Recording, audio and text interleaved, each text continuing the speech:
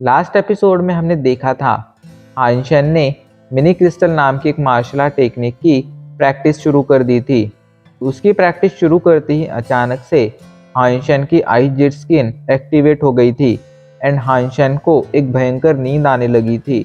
हाइंशन किसी तरह इसकी प्रैक्टिस को कंप्लीट करता है एंड जब वो अपनी बॉडी को चेक करता है तब उसे पता चलता है कि अब उसकी बॉडी पूरी तरह से एक क्रिस्टल बॉडी में बदल चुकी है।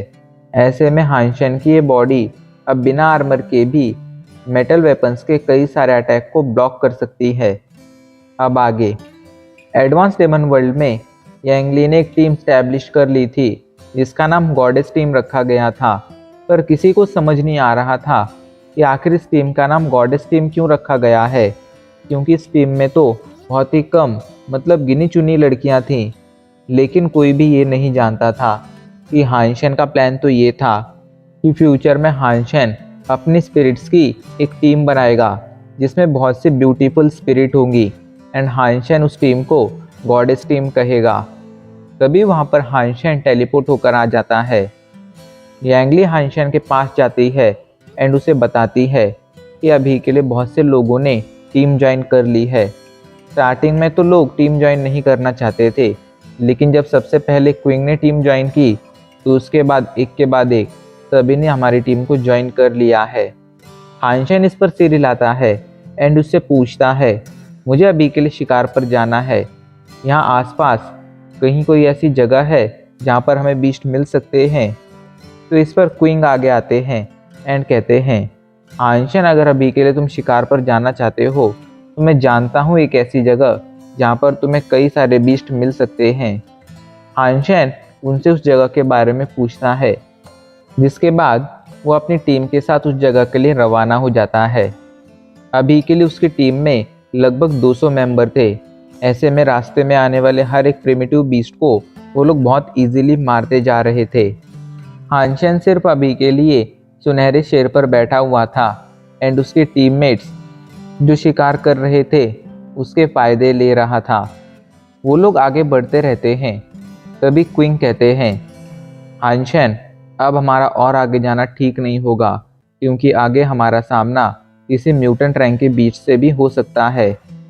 ये सुनकर हाइंशन थोड़ा सोचता है, फिर कहता है, कोई बात नहीं, अगर हमें सामने म्यूटेंट रैंक के बीस्ट मिलेंगे तो मिलने दो, हम आगे बढ़ना जारी रखेंगे। इस पर क्विंग कोई ऑब्जेक्शन नहीं उठाते हैं एंड सभी लोग आगे बढ़ना शुरू कर देते हैं। लेकिन थोड़ा ही आगे बढ़ने पर अचानक से उनके सामने एक मैमथ बीस्ट आ जाता है। वो मैमथ बीस्ट एक म्यूटेंट रैंक का बीस्ट था। ऐसे में ये लोग उसका सामना नहीं कर सकते थे। बहुत से लोग जब उस मैमथ बीस्ट को देखते हैं तो तुरंत अपनी जान बचाकर भाग जाते हैं। ये सभी लोग काफ़ी ज़्यादा पावरफुल थे, लेकिन इसके बावजूद ये लोग भाग गए थे। वहीं कुछ यंगस्टर्स जो अभी के लिए भागे नहीं थे, उन पर हाइंशन ने काफ़ी गौर से नज़र रखी थी।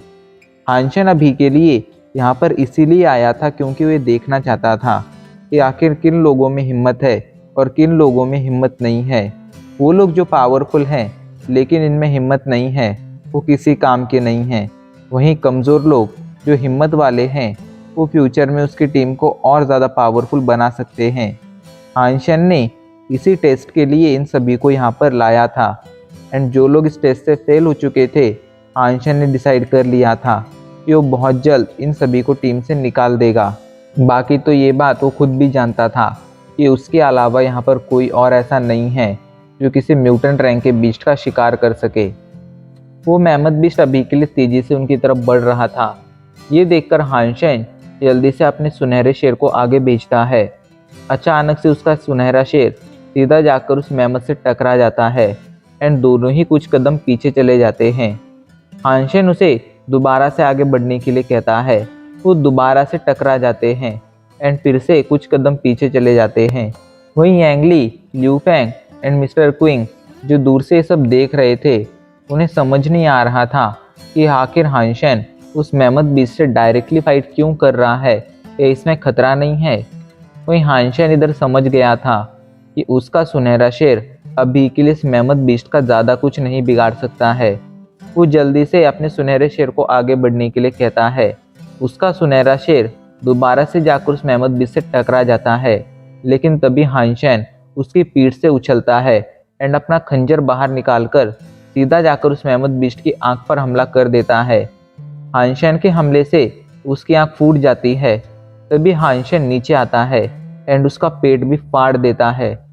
हाइंशन के हमले से उसका पेट कट चुका था एंड उसकी आंतड़ियां बाहर आ गई थी। अभी के लिए हाइंशन के इस हमले से वो बीस्ट मारा गया था। तभी जब ये सब देखते हैं तो उनकी आंखें खुली की खुली रह जाती हैं। वहीं एंग ली मन ही मन कहती है, क्या ये सच में मिस्टर हानजिंग का वंशज है? वहीं हानचैन उसके पास आता है एंड कहता है, यांग ली, सभी की मेहनत के अनुसार उनमें मीट डिस्ट्रीब्यूट कर दो। यांग ली को ये काम सौंपने के बाद हानचैन वहाँ से डफने आ जाता है। इधर अभी के लिए आइस केव में ये बात पहुँच चुकी थी कि हानचैन ने एक म्यूटेंट रैंक के बीस्ट को मारा है एंड सभी लोग इस बात से शॉक में थे। कुछ लोग जिन्होंने पहले उसकी टीम को ज्वाइन नहीं किया था, अब उन्होंने ज्वाइन कर लिया था, पर सभी लोग अभी के लिए यही बातें कर रहे थे कि आखिर उनकी टीम का नाम गॉडेस टीम क्यों है। कुछ लोगों का ये कहना था वो इस वजह से है क्योंकि इस टीम में एक गॉडेस है जो मिस्टर हाइंशन की गर्लफ्रेंड है एंड वो कोई और नहीं बल्कि यांग ली है। यांग ली जब इन बातों को सुनती है तो वो उन सभी को घूरना शुरू कर देती है जो ये बातें कर रहे थे, लेकिन अभी के लिए उसे उनकी बातें सुनकर थोड़ी शर्म भी आ रही थी। तभी हानचैन टेलीपोर्ट होकर वहाँ पर आ जाता है एंड वहाँ के नज़ारे को देखने लगता है, लेकिन एक बंदा जब हानचैन को वहाँ पर देखता है तो तुरंत जाकर उसके पैर पकड़ लेता है एंड रोते हुए कहता है, हानचैन, फाइनली इतने समय बाद हम मिल ही गए। तो हानचैन उसे खुद से दूर करते हुए कहता है, जू टिंग, आखिर तुम्हारी हिम्मत कैसे हुई मेरे सामने आने की? क्या तुम्हें इस बात का डर नहीं था कि मैं तुम्हें देखते ही मार दूंगा? तो इस पर जू टिंग कहता है, मिस्टर हानचैन, पिछली बार जो भी हुआ उसके लिए मुझे माफ़ कर दीजिए, पर मैं सच बता रहा हूँ, इस जगह पर आने के बाद मैंने अपना लगभग सब कुछ खो दिया है। मैं लो डेमन वर्ल्ड से यहाँ पर अपनी जो भी बीस्ट सोल लेकर आया था वो सभी डिस्ट्रॉय हो चुकी हैं। ऐसे में यहाँ पर सरवाइव करना मेरे लिए लगभग नामुमकिन हो चुका है। प्लीज़ मेरी मदद कीजिए। इस पर हानचैन पहले तो उसे आइस केव से बाहर लेकर आता है एंड कहता है, तो तुम मेरी टीम को ज्वाइन करना चाहते हो? तो इस पर जू टिंग कहता है, हाँ, मैं आपकी टीम को ज्वाइन करना चाहता हूँ। जब मेरे दादाजी को ये पता चला कि आप मिस्टर हानजिंग के वंशज हैं तो उन्होंने हमारी फैमिली को आपको परेशान करने के लिए ना कहा है। ऐसे में अब आप ये चिंता मत कीजिएगा कि मैं आपको चोट पहुंचाने की कोशिश भी कर सकता हूं, क्योंकि अगर मैं ऐसा कुछ भी करूंगा तो मेरे फैमिली मेम्बर्स ही मुझे मार डालेंगे। इस पर हानचैन सिर हिलाता है। हानचैन कहता है, ठीक है, मैं तुम्हें ज्वाइन करने की परमिशन देता हूँ, लेकिन तुम एडमिशन फ़ी के तौर पर मुझे क्या दोगे? तो इस पर जू टिंग रोते हुए कहता है, मैं लो डेमन वर्ल्ड से जो भी बीस्ट सोल लेकर आया था वो सभी डिस्ट्रॉय हो चुकी हैं। अभी के लिए मेरे पास पैसे के अलावा और कुछ नहीं है। तो हानचैन मुस्कुराते हुए कहता है, तुम ऐसा कैसे कह सकते हो? तुम्हारे पास पैसों के साथ साथ चैन फैमिली की 7 ट्विस्ट मार्शल आर्ट टेक्निक भी तो है। तो इस पर जू टिंग अपना गला साफ करते हुए कहता है, मैं आपको 7 ट्विस्ट नहीं दे सकता हूँ क्योंकि वो हमारी फैमिली की एक सीक्रेट टेक्निक है एंड हम उसे आउटसाइडर को नहीं सिखा सकते हैं। लेकिन अगर आप उसे सीखना चाहते हैं तो उसके लिए आपको चैन फैमिली का डिसाइपल बनना होगा। तो इस पर हानचैन कहता है, अगर ऐसी ही बात है तो मुझे तुम्हारे साथ कोई डील नहीं करनी है। ये कहकर हानचैन वहाँ से जाने लगता है।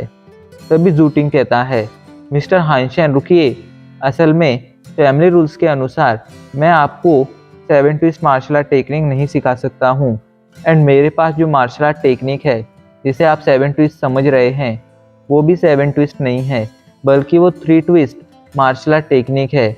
मेरे पास भी 7 ट्विस्ट मार्शल आर्ट टेक्निक नहीं है। अगर आपको सीखनी है तो वो टेक्निक हासिल कर कर भी आप कुछ नहीं कर पाएंगे, क्योंकि उसे सीखने के लिए आपको चैन फैमिली से जीन सॉल्यूशन भी हासिल करना होगा जो आपको किसी भी कीमत पर नहीं मिल पाएगा। ऐसे में वो टेक्निक आपके लिए बेकार ही होगी। लेकिन हाँ, अभी के लिए मेरे पास एक ऐसी न्यूज़ है जो सुनकर आप शॉक हो जाएंगे। मैं अभी के लिए आपको एक जगह पर लेकर जाना चाहता हूँ जहाँ पर मुझे एक नेस्ट मिला है। आप उस नेस्ट में ज़रूर इंटरेस्टेड होंगे। तो इस पर हाइंशन कहता है, ठीक है, पहले तुम मुझे उस नेस्ट के पास लेकर चलो, इसके बाद ही मैं डिसाइड करूँगा कि मैं तुम्हें अपनी टीम ज्वाइन करने दे सकता हूँ या नहीं। उसकी बात सुनकर ज़ूटिंग उसे गाइड करने लगता है। अभी के लिए वो दोनों नेस्ट की तरफ बढ़ रहे थे। ज़ूटिंग हाइंशन से उसका सुनहरा शेर खरीदना चाहता था, लेकिन हाइंशन ने तुरंत बेचने से मना कर दिया था।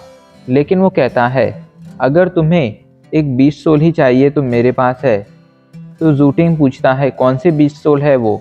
तो हाइंशन कहता है, वो वायलेंट स्टेट में कन्वर्टेड एक प्रिमिटिव रैंक के आइस आर्मर बीस्ट की 20 सोल है।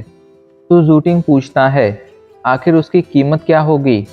तो हाइंशन मुस्कुराते हुए कहता है, देखो, मैं अभी के लिए तुमसे 7 ट्विस्ट नहीं मांगूंगा, लेकिन चैन फैमिली के पास ज़रूर बहुत ही कमाल के फुटवर्क्स होंगे। क्यों ना तुम मुझे कोई कमाल का फुटवर्क ही सिखा दो। तो इस पर अभी के लिए ज़ूटिंग नाम में सिर हिलाते हुए कहता है, तुम अपनी 20 सोल अपने पास ही रखो। एक प्रिमिटिव रैंक की 20 सोल कभी भी चैन फैमिली की कोई फुटवर्क डिजर्व नहीं करती है। तो हाइंशन मुस्कुराते हुए कहता है, अरे भाई, तुम तुरंत सीरियस क्यों हो जाते हो? तुम्हें इस 20 सोल के बदले में वो टेक्निक देने की ज़रूरत नहीं है।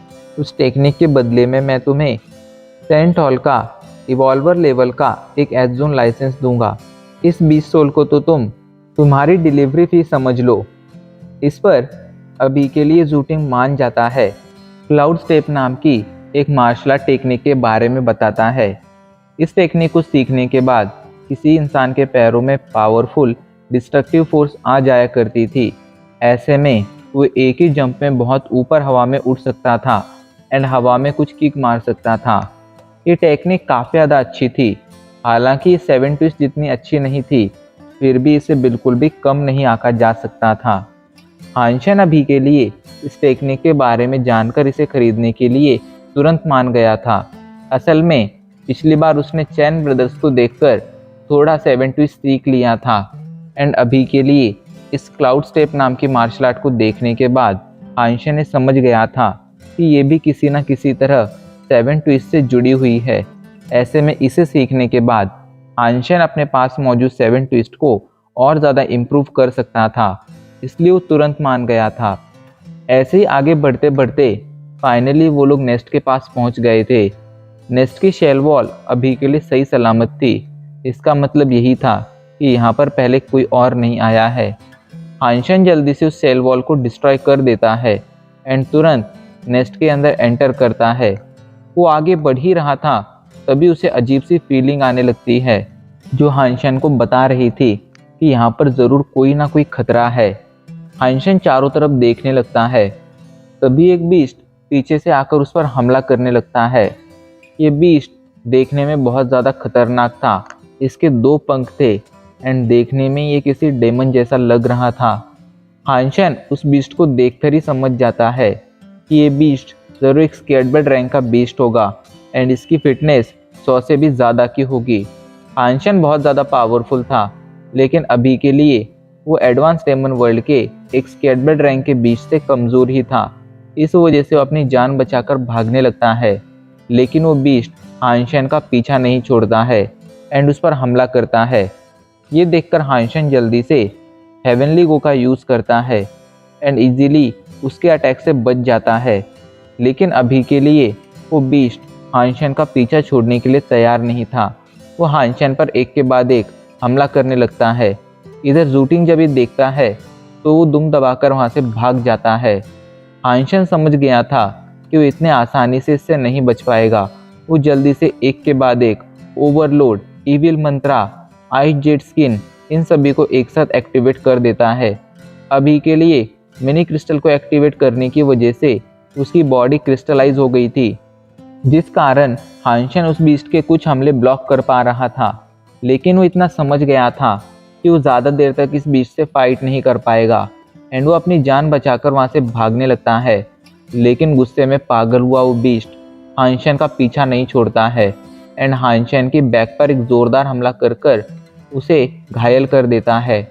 हानशन की पीठ पर एक बड़ा सा घाव हो चुका था, जिस वजह से अभी के लिए उसकी पीठ से खून आने लगा था। हानशन किसी तरह अपनी स्पीड बढ़ाता है एंड बचते बचाते हुए उस बीस्ट से दूर भाग जाता है।